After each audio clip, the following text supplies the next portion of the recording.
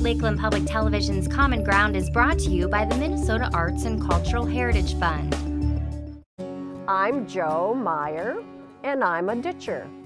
A ditcher is the professional name for people that gather natural growth, and that's what I do.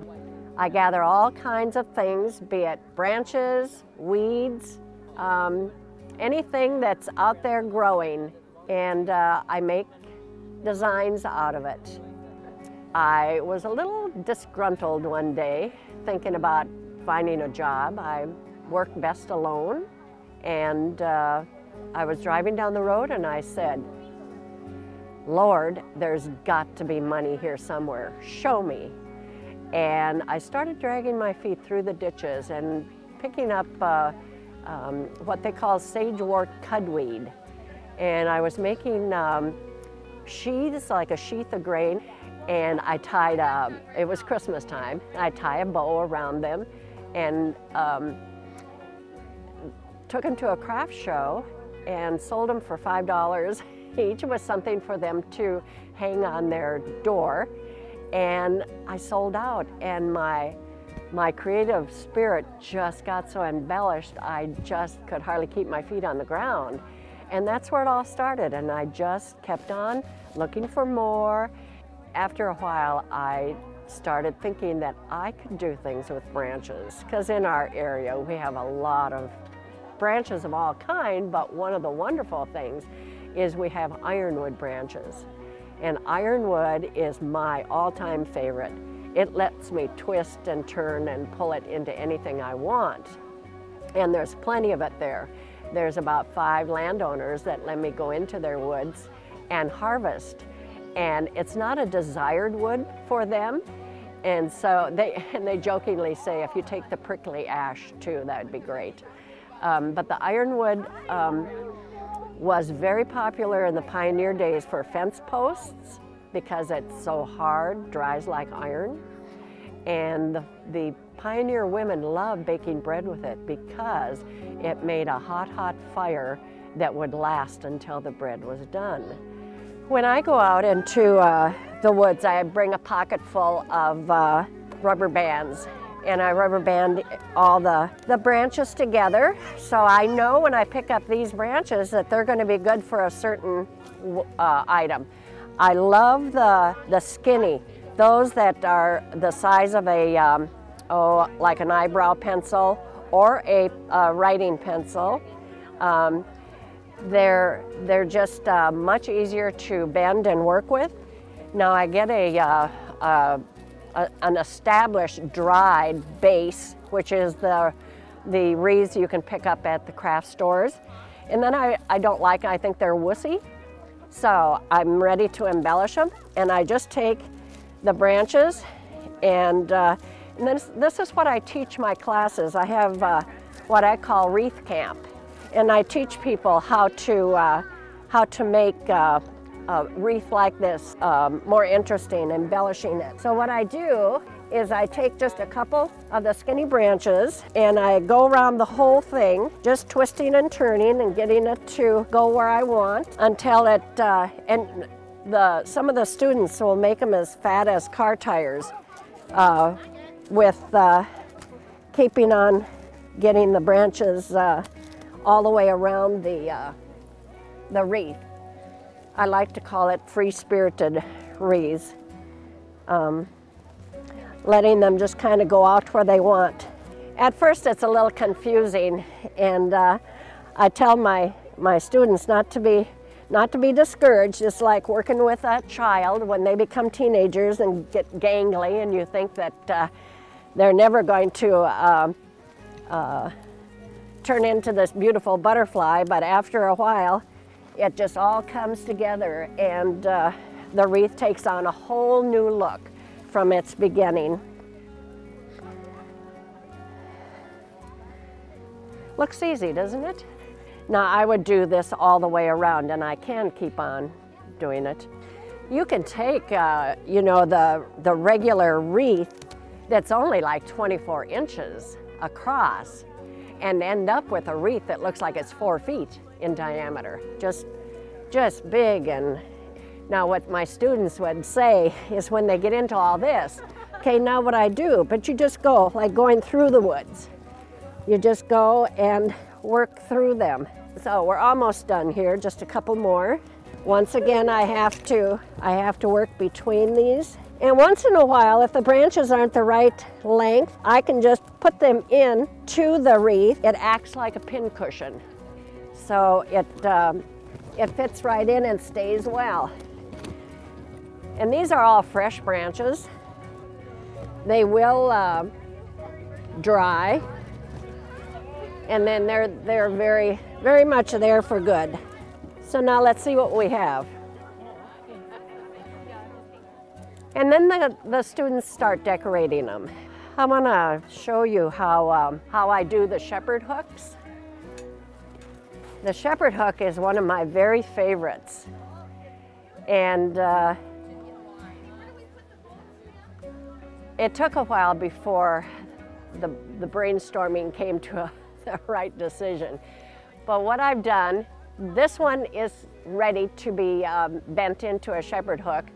This one is ready to, I close it up with wire. I always use paddle wire. This is number 22 wire. The bigger the number, the skinnier the wire. And this wire here, that's inside here, this is number 9 wire. So after I've hidden that wire in there, then I keep going around so that all the branches are all tied together. And having been raised on a farm, I know how the farmers, you know, they spend their lifetime shepherding their whole farm, be it the fields or the cattle. And when they weren't selling good, I started giving them away as memorials when a farmer friend would die. And I'd have the family hang it more on the farm buildings than you know, on the door, although I have one on my door. And I use it year-round with different tie-ons, decorations. And I especially like them in the fall. I guess because the harvesting is all done. So I have 2 that are ready. One is a little bit smaller than the other. So they will end up. Now it looks like, this is what I like about ironwood. It can go really tall and still be skinny because it's searching for the light. And now I'm going to, the wire is down to about here. So I'm going to bend it over really hard and then bend it back.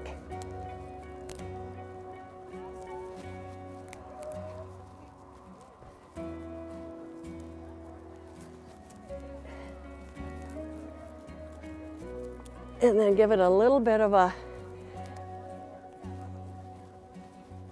I remember on the farm, the little chicken hooks to catch the chickens when they were going to go to market.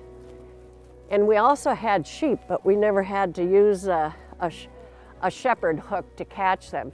So you can see how that, a little bit of a kink there.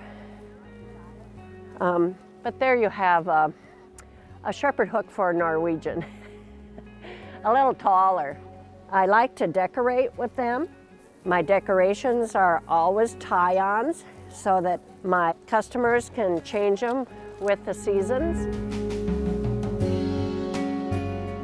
Then it's ready for wherever you want to hang it. All of this stuff was found on the roadside or in the ditches. It is the baby's breath, tansy, and it's very fun because if you touch it up with a little bit of Design Master spray, it's for fresh and dried flowers. I spray burgundy on the tansy and it takes on a wonderful fall look, and I love it. Bittersweet. The bittersweet is the little orange berries. They almost have that deer hunting orange look. Sagewort, cudweed, that's the first weed I cut when I went dragging my feet through the ditches. This is curly dock, and it's a favorite. I like it because it doesn't shed. It just stays very nice. I like to pick it when it's green, and it'll stay green. If any light gets onto it, then it starts to go into its brown look. And a lot of people call it Indian tobacco. And then the hydrangeas, when I put them, tuck them down into the baby's breath, and the baby's breath comes wrapping around it, it just holds it and keeps it from shattering. It's not so fragile then. And putting it all into one basket makes it very fun. The very first thing I do is put the baby's breath in there, and then I wire it with some of my favorite wire. They shatter easily. So I always teach my students to spread the baby's breath, put the hydrangea down in, and then it'll hold it. And they just hold, everything here holds very well. One of the things that I love and is good for the customers to know is that because everything sticks in the baby's breath, it can be put up on a shelf and everything will stay. It can be even tipped upside down and everything stays in. And it lasts until they are tired of it. And they can roast a marshmallow with it. The bittersweet is there for the picking, and so is all the other stuff. It amazes me when I'm out at a show and people say, I never see this stuff. Where do you get it? They have just driven by all of it to get to the show. It's amazing. If you enjoyed this segment of Lakeland Public Television's Common Ground, consider making a contribution at lptv.org. If you have segment ideas pertaining to North Central Minnesota, contact us at legacy@lptv.org.